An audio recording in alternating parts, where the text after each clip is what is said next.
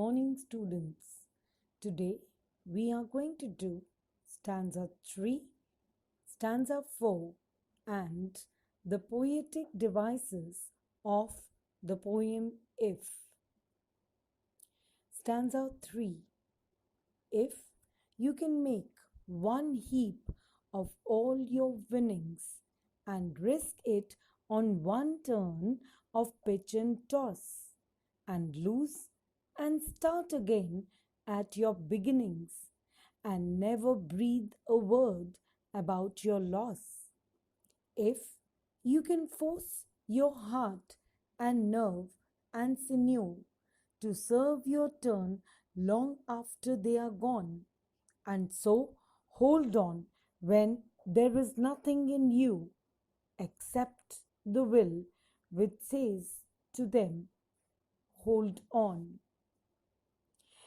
In the third stanza, the poet gives a very important advice of never giving up. The poet asks us not to shy away from the challenges just because we are scared that we might lose what we already have. He says that the ideal man is the one who can put all of his life's achievements at risk while aiming towards bigger goals. It takes immense strength of mind to shake off a loss in order to keep going.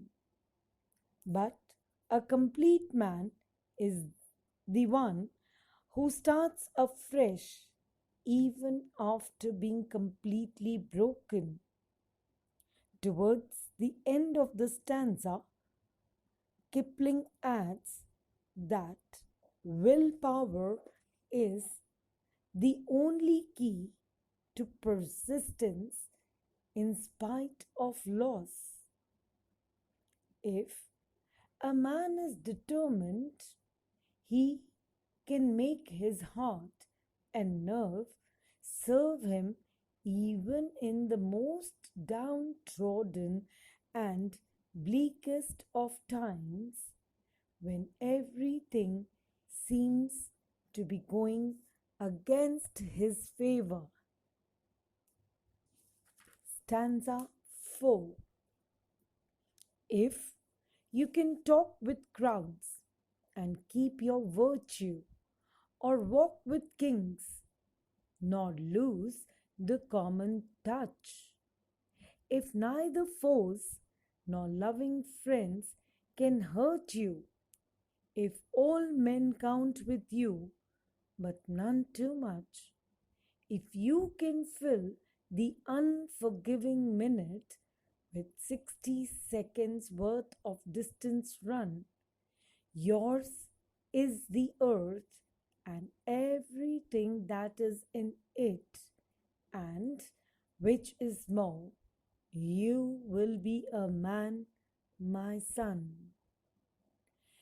In the final stanza, the poet says that a great man is someone who fits into all sections of society seamlessly. He urges his readers to move around with the common masses without letting go of their individuality. The perfect man is the one who will not follow any rat race or trends blindly, and will stand out in spite of being part of the crowd. The poet also warns us about the arrogance that often comes with great success.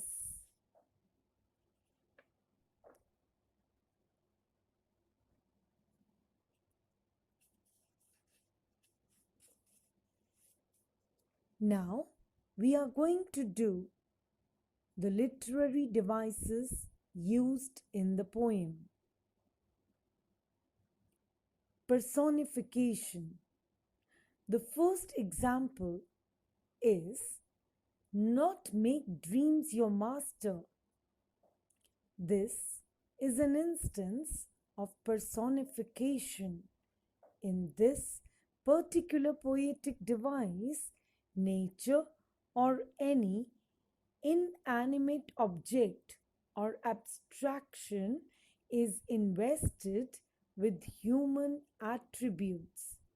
Here, dream is given the human attribute of someone's master. Another example, if you can meet with triumph and disaster and treat those two impostors just the same. This is again an instance of personification. Abstractions such as triumph and disaster have been given human attributes by being referred to as impostors. Another literary device that the poet has used is metaphor. An example of this: hear the truth you have spoken, twisted by knaves.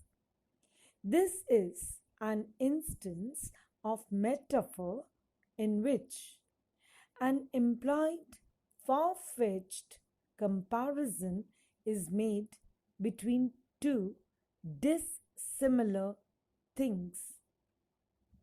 Here, comparison is made between truth and a flexible object that can be twisted. Another example of metaphor: worn out tools. Worn out tools here is a metaphor for human potential, for creation which has become weak and exhausted after facing a massive failure on the path of creating something meaningful.